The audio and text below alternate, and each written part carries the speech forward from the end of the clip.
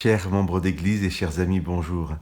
Vous connaissez l'expression être riche de quelque chose, c'est-à-dire posséder quelque chose en grande quantité, en abondance. Dans le Nouveau Testament, cette expression est employée une fois au sujet de Dieu, en rapport avec son action pour nous. Qu'est-ce que Dieu possède en abondance et qui servira à notre salut? Je vous lis le verset 4 du chapitre 2 de la lettre de Paul aux Éphésiens.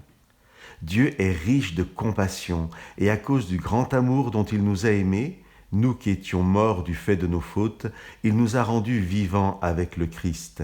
C'est par grâce que vous êtes sauvés. Dieu est riche de compassion.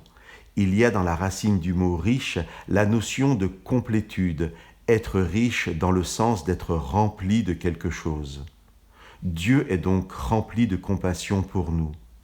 À l'origine, dans l'Ancien Testament, le mot compassion est un pluriel du mot qui veut dire sein maternel, utérus, entrailles. Il désigne l'attachement viscéral d'une mère pour son enfant. C'est un amour plein d'émotion, de tendresse. Dieu dira, est-ce qu'une femme oublie le bébé qu'elle allait? Est-ce qu'elle cesse de montrer sa tendresse à l'enfant qu'elle a porté? Même si elle l'oubliait, moi, je ne t'oublie jamais. Chers amis, nous parlions dans l'émission précédente de la douceur de Dieu, aujourd'hui de sa compassion débordante venant de son amour infini exprimé dans une grâce surabondante. Je vous relis le verset d'Éphésiens. Dieu est riche de compassion, et à cause du grand amour dont il nous a aimés, nous qui étions morts du fait de nos fautes, il nous a rendus vivants avec le Christ, c'est par grâce que vous êtes sauvés.